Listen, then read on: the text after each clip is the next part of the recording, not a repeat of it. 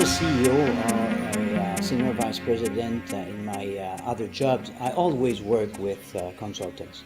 Consultants for me are important because they help us to understand the situation, to know our strengths, weaknesses, to know also the threats and opportunities in the environment. The most important thing for consultancy is the help to help us into implementing the strategy. I always need consultants to help us to implement the plan.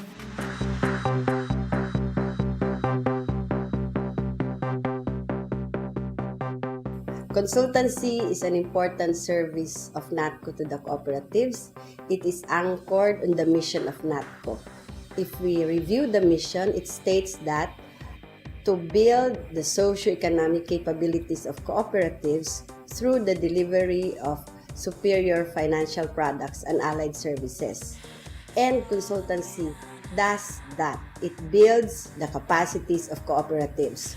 Really, consultancy is a very important component on how natcco can really concretize its mission. In January 2010, with the new CEO, Ma'am Ibing, we started rebuilding the consultancy. For our 2011 to 2014 consultancy project, the external advisor from the ID came, and that is John Caron. John Caron opened the project to mass spec for co-ops in Mindanao. So now we call the team natcco-consultancy, and in Mindanao, it is natcco mass spec consultancy.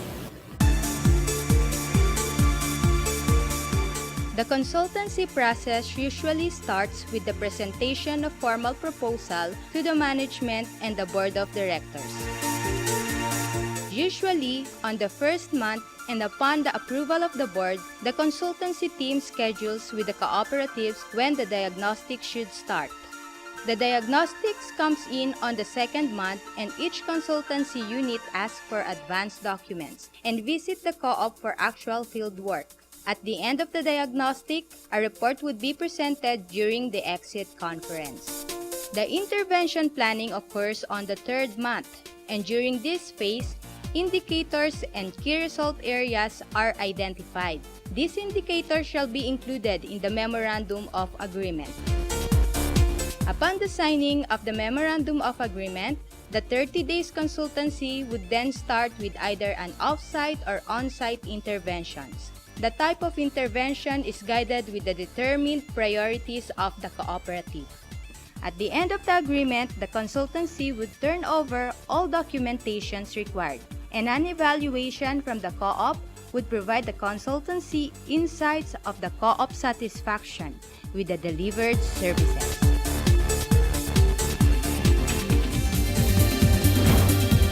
The consultancy is helping us achieve our priorities by pointing out to us, or at least clarifying with us, our strengths and areas for improvement. They pointed out to us our strengths and areas for improvement. So by doing so, we are able to focus on the activities that really matter, enhance those which need enhancing, and maybe tweak those that aren't really working for us. These will help us achieve our goals faster.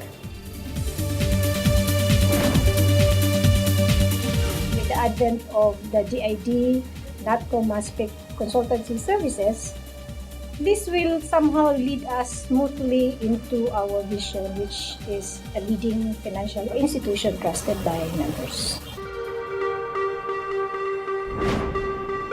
We wanted to excel, we wanted to be efficient in everything we do. Consultancy is not just desk audit, it's not just talking points, but rather intervention on creating a workable approach in prioritizing problems.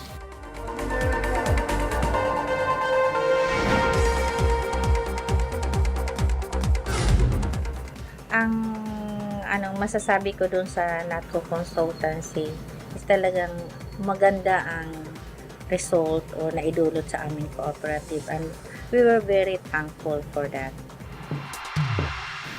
Kaya ginab namin yung opportunity para mas lalong mapadali namin masolve yung problema at lalong umangat yung servisyo namin cooperative. Where to together, the natco team and us are together in really looking for the solutions for us and not for them. I'm perfectly happy with the way things are turning out with our present engagement. Definitely, we've been able to identify which areas we should prioritize in, especially in the area of account management. We couldn't think of any other organization for now to approach than the consortium of natco and MASPEC.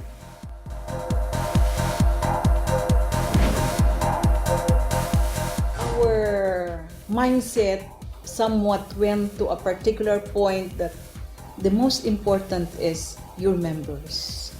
The consultancy also made us aware that there are a lot of things more to do with regards to our cooperative.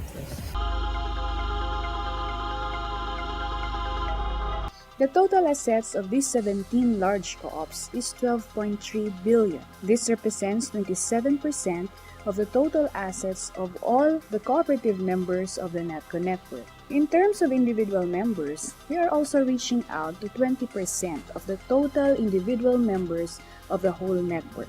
That is more than 500,000 Filipinos. So even with a few large co-ops, we are able to reach a greater volume and impact. After all, it's all about the members, it's all about the Filipino people.